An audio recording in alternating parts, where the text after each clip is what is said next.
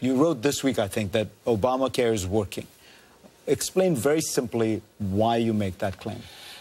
There were a bunch of things that Obamacare was supposed to do in its first year. It was supposed to sign up a lot of people through the exchanges, through the people buying essentially private insurance, but through the government-run exchanges. It was supposed to insure a bunch of additional people through Medicaid. It was supposed to do this without causing a spike in healthcare costs. It was supposed to substantially reduce the number of people who are uninsured. All of those things have happened. If you look at just about any of the numerical targets for the first year, it's done better than that. It's the most amazing thing that people don't know that.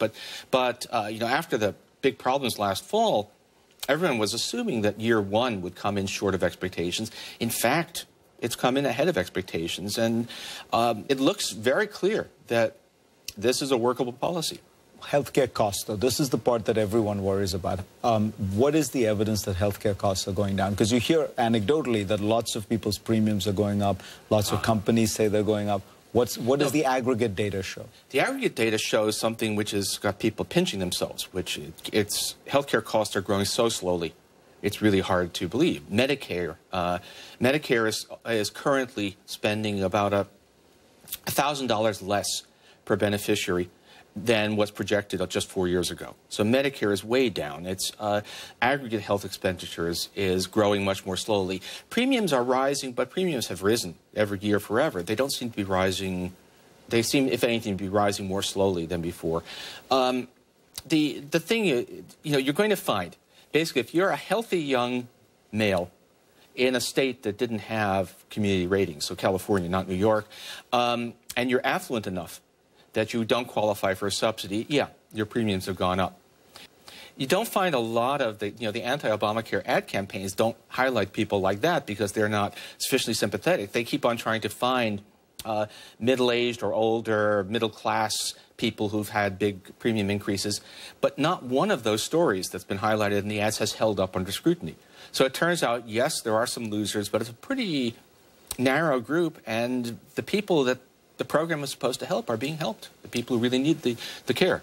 You've also written a little bit about energy, where you think that Obama has, broadly speaking, done more than many people realize. Sure. So if you look at, there was a lot of energy investment in the stimulus. There's been a lot of move on standards for power plants. So Obama has, in fact, done not nearly enough. If you always, when it comes to climate issues, you look at the threat and you look at the response, and they're so disproportionate that you can despair. But if you just compare what Obama has done with what has been done before, or with what people think he's done, it's a lot more. And we are kind of, we've had this kind of, in a way these are related. Health costs are growing much more slowly than anyone expected. On energy, the cost of renewables has fallen much more than anyone expected, so that getting to a major reduction in greenhouse gas emissions looks much closer than anybody really thought was possible just a few years ago. And Obama is doing things that push us still closer to that point. At the end of the day, what kind of grade would you give President Obama, particularly his domestic policy, which is what you write about? Oh, wow.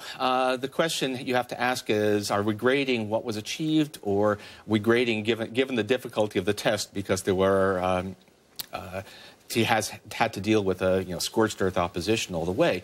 So I think if you look at the overall results, it's probably a B or a B minus, but a lot of that is not his fault. And if we look at how he's dealt with what he had to deal with, I think it's an A minus. There are things he could have done more: housing, mortgage relief. That are important.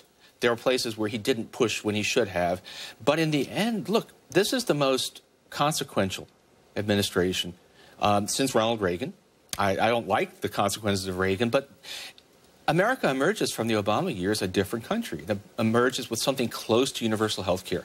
It emerges with a reasonably useful financial reform, and it emerges with some important changes in energy and environmental policy. Not many presidents leave that behind. America after Bill Clinton had not really been changed at all. And this is so in that sense, even though Clinton is a great political talent and Obama is not, in the end, Obama leaves behind a country that has been importantly changed, and I'd say for the better. And of course, his critics would say for the worst. Right, but changed anyway. Paul Krugman, pleasure to have you on.